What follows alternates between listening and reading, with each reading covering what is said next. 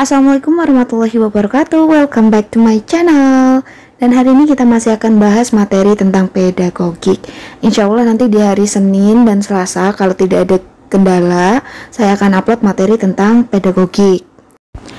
Nah, untuk hari Rabu sampai hari Minggu nanti saya upload selain materi pedagogik. Jadi non pedagogik itu diantara hari Rabu sampai Minggu, ya entah itu TIU, TWK, tes penalaran, analogi dan segala macam.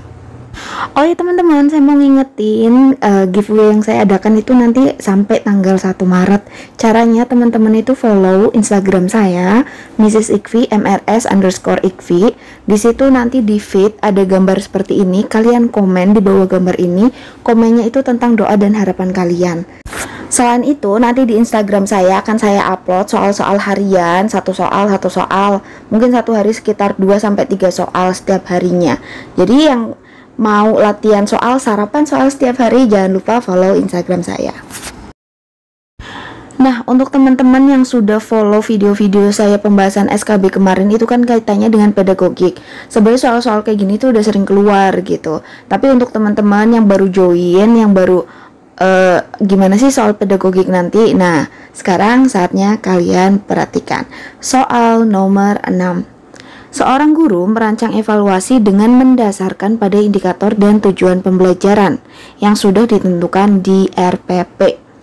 Evaluasi tersebut dimaksudkan untuk menentukan hasil dan kemajuan belajar siswa. Maka jenis evaluasi yang tepat dipilih oleh guru apa sih? Kata kuncinya, walaupun soalnya panjang, tapi kata kuncinya dikata ini aja. Evaluasi tersebut dimaksudkan. Berarti tujuan dari evaluasi ini adalah untuk menentukan hasil dan kemajuan belajar siswa. Apa ya jawabannya? Di post dulu teman-teman. Jawabannya adalah B. Evaluasi sumatif. Yang namanya sumatif itu biasanya evaluasi yang diadakan di akhir. Setelah ulangan harian nanti itu ada evaluasi sumatif. Nah, sumatif itu tujuannya untuk mengetahui hasil akhir dan mengetahui tentang kemajuan siswa. Jadi selama proses ulangan harian itu ada kemajuan nggak sih? Nah, dilihatnya di evaluasi sumatif. Sekarang kita bahas mulai dari evaluasi formatif. Jadi kalau evaluasi formatif itu untuk memperbaiki dan meningkatkan proses belajar. Kenapa saya bilangnya proses? Karena biasanya formatif itu bentuknya ulangan harian. KD1 ulangan itu namanya formatif, KD2 ulangan itu namanya formatif gitu. Nanti di KD1 dan KD2 kita gabung di tengah semester, itu namanya sumatif. Jadi progresnya untuk kita tahu memperbaiki dan meningkatkan prestasi itu namanya adalah formatif. Nanti di hasil akhirnya adalah sumatif. Nah, berikutnya evaluasi selektif. Namanya aja selektif, menyeleksi. Jadi menyeleksi anak berdasarkan kriteria. Kita ngadain tuh tes. Nanti kriteria, oh ini anak kemampuannya tinggi, kemampuannya segini, kemampuannya menengah. Itu namanya adalah evaluasi selektif. Kalau evaluasi diagnostik, sebenarnya dari kata diagnostik, diagnosa. Diagnosa itu berarti menemukan kelemahan. Kita tahu nih, oh ini anak misalnya dalam bahasa Inggris dikasih tes, oh readingnya jelek nih. Apa ya? Kenapa ya readingnya jelek? Jadi tes itu bisa menemukan kelemahan siswanya dan kita bisa tahu faktor penyebabnya apa sih yang menyebabkan dia lemah di tes reading. Kayak gitu, itu namanya adalah evaluasi diagnostik.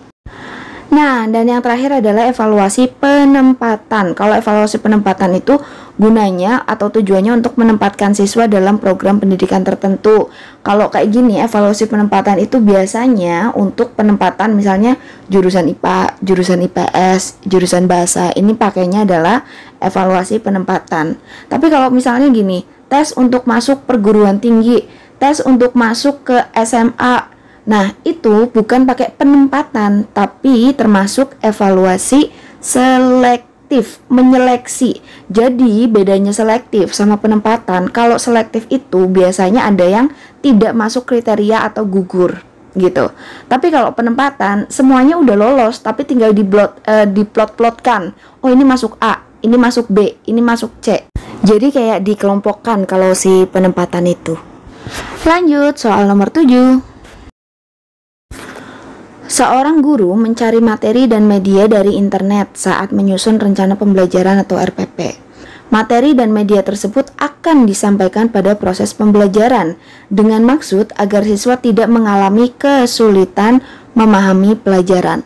Langkah apa sih yang harus dilakukan oleh seorang guru saat memilih materi pelajaran? Jadi kuncinya hanya di pertanyaan terakhir. Langkah untuk memilih materi pelajaran. Silakan dibaca dan dijawab dulu teman-teman. Jawabannya adalah A. Mengidentifikasi aspek-aspek yang terdapat dalam KI, KD, dan indikator. Sebenarnya untuk pemilihan materi pelajaran itu ada 4 poin. Dan ini saya harap teman-teman hafal ya. Langkah-langkah dalam memilih materi yang pertama adalah mengidentifikasi aspek-aspek pada KI, KD, dan indikator. Ya kan, seperti jawaban tadi.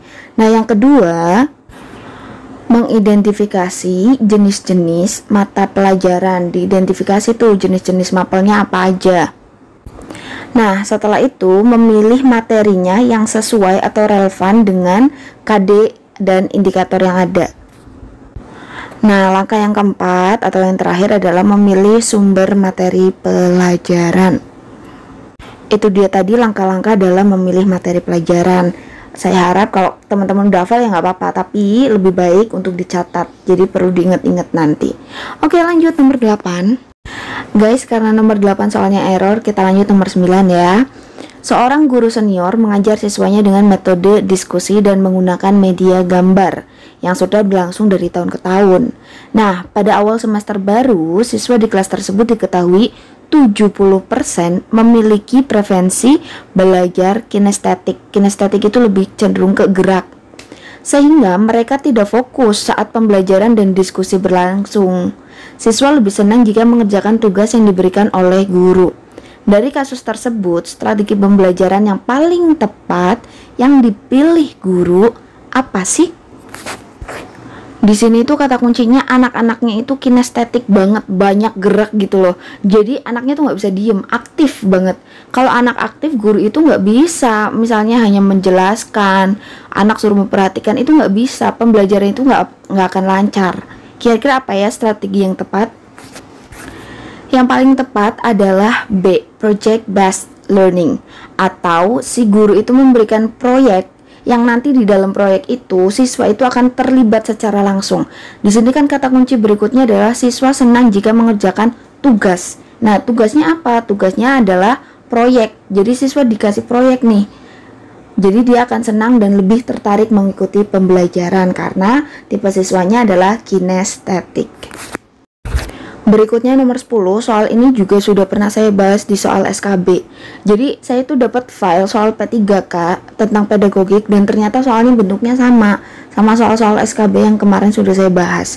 Jadi untuk teman-teman yang sudah sering ngikutin channel saya dulu waktu SKB bisa di skip nggak apa-apa, dan untuk teman-teman yang baru tetap perhatikan ya. Oke, nomor 10.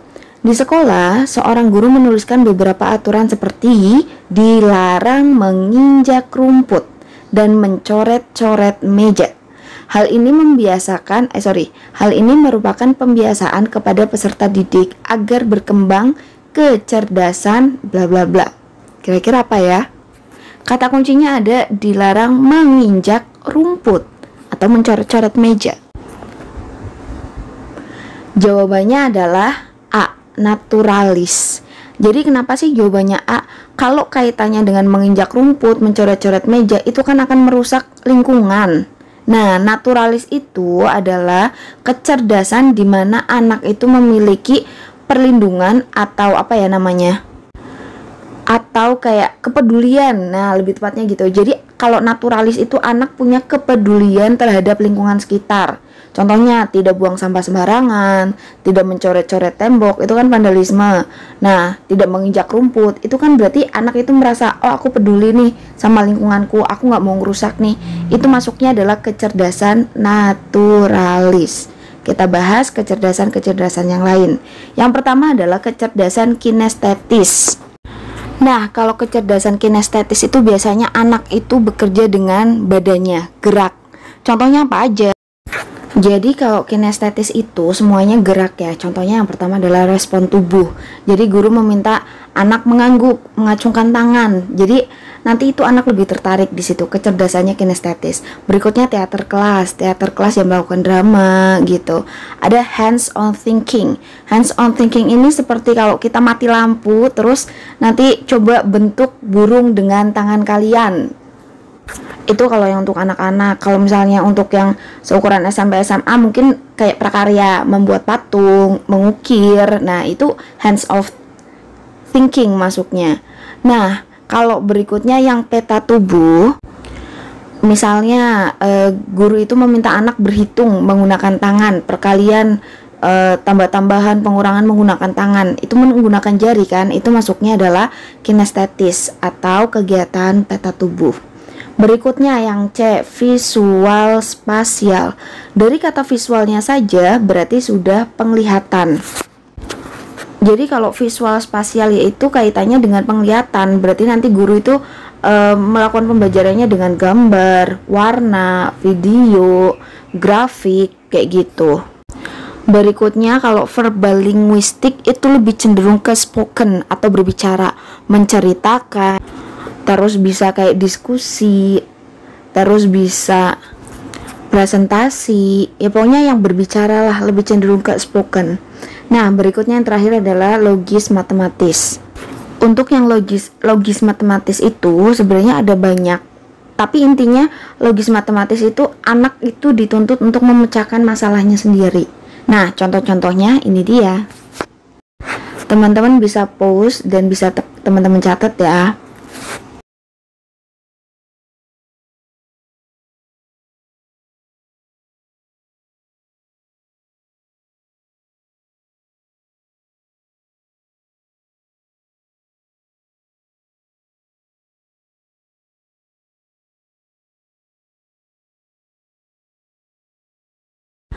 Lanjut, soal nomor 11. Seorang guru ingin mengetahui kemampuan siswa dalam mengatur dan mengelola perbedaan pendapat ketika dilakukan diskusi kelompok.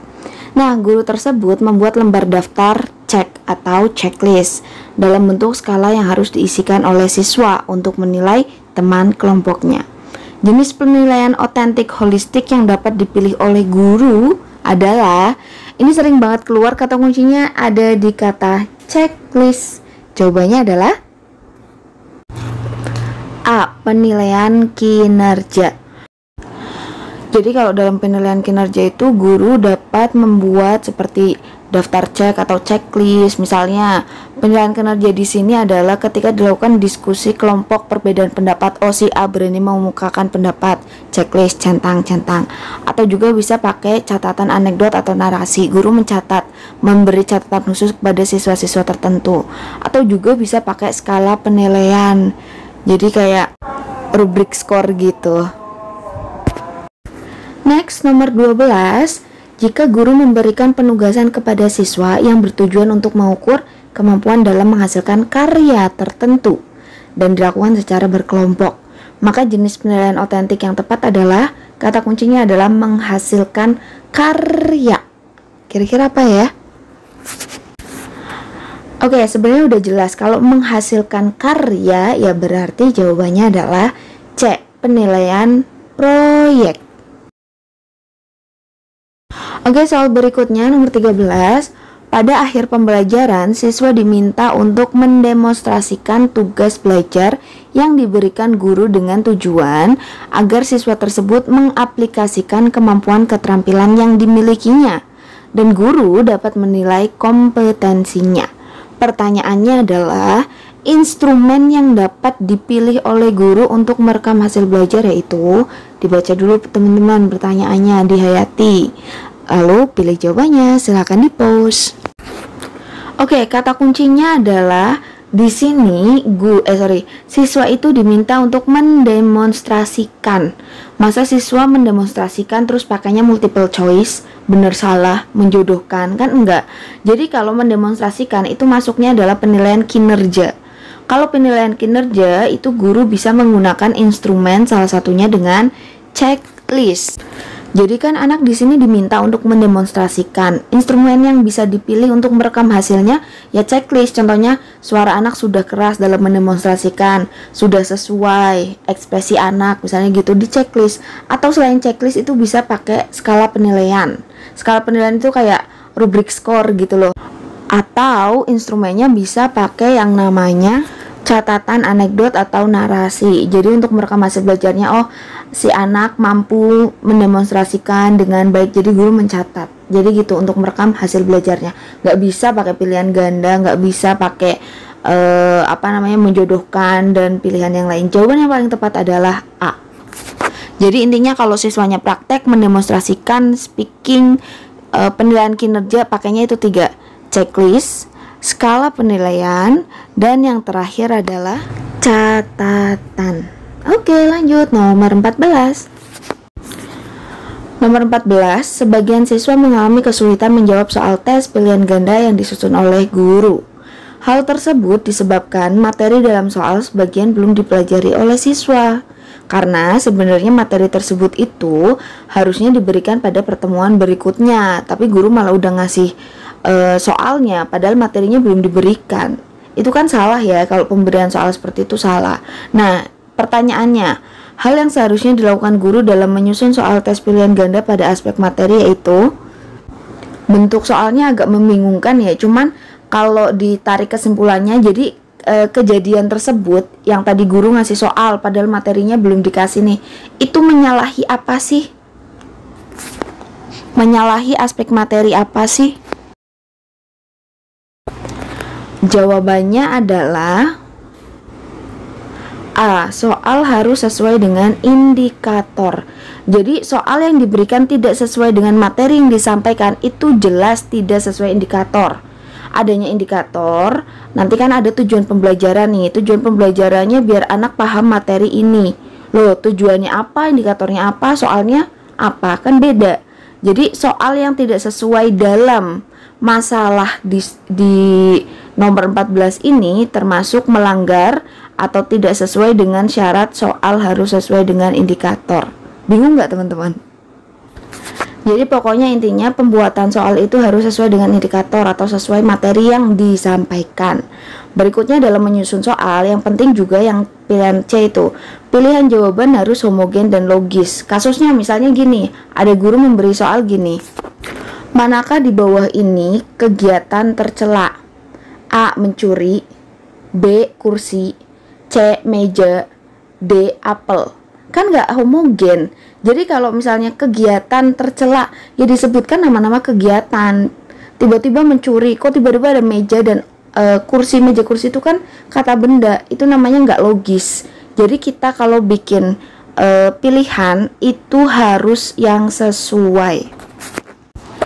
Pokoknya pilihannya itu sesuai. Jadi kalau mau ngecoh ya yang sesuai. Pilihannya misalnya mencuri, ya mencuri, makan. Pokoknya semuanya kegiatan, jangan ada kayak tadi A. Mencuri, B. Meja, C. Kursi, itu udah nggak logis. Udah, itu intinya untuk penyusunan soal. Oke, lanjut ke soal terakhir. Hasil penilaian akhir yang dilakukan oleh guru diketahui beberapa siswa telah memenuhi ketuntasan belajar. Dan ada juga siswa yang belum memenuhi ketuntasan belajar. Berdasarkan kasus tersebut, guru dapat melakukan tindak lanjut hasil penilaian yang dapat dimanfaatkan oleh beberapa hal. Berikut merupakan pemanfaatan hasil penilaian oleh guru. Kecuali soal pedagogik itu memang soalnya panjang-panjang dan bikin pusing. Tapi intinya nih yang nomor 15, intinya gini loh, dari hasil penilaian guru itu, setelahnya ngapain aja sih dengan hasil itu? Guru tuh bisa ngapain aja dengan hasil yang dia punya. Kita lihat pilihan A, memperbaiki program pembelajaran. Oh ya jelas, dengan hasil yang dia punya, dia akan tahu, oh anak-anak saya kok nilainya rendah ya, hasilnya rendah ya. Nanti di proses pembelajaran berikutnya berarti aku harus merubah nih, harus memperbaiki program pembelajarannya biar nilainya nggak rendah gitu. Pilihan yang A benar ya, jadi bukan jawabannya karena di sini ada kata kecuali. Pilihan yang B, menyelenggarakan program remedial. Oh ya jelas, dengan hasil tersebut guru itu bisa melaksanakan remedial maupun pengayaan. Jadi untuk B sama C benar yang bisa dilakukan guru dengan hasil pembelajarannya atau hasil penilaiannya. Nah yang D, mengadministrasikan hasil penilaian. Jadi hasil penilaian itu nggak bisa diadministrasikan, bisanya itu disusun laporannya, kita buat rapot. Kalau rapot itu termasuknya bukan mengadministrasikan, tapi menyusun laporan hasil penilaian. Jadi karena di sini pertanyaannya kecuali, jawaban yang paling tepat adalah D.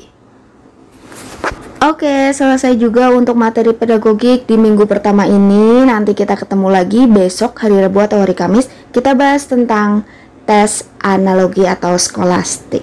Oke, see you guys. Don't forget to join my giveaway on my Instagram. Jadi follow Instagram saya dan join giveaway-nya ya. Oke, see you.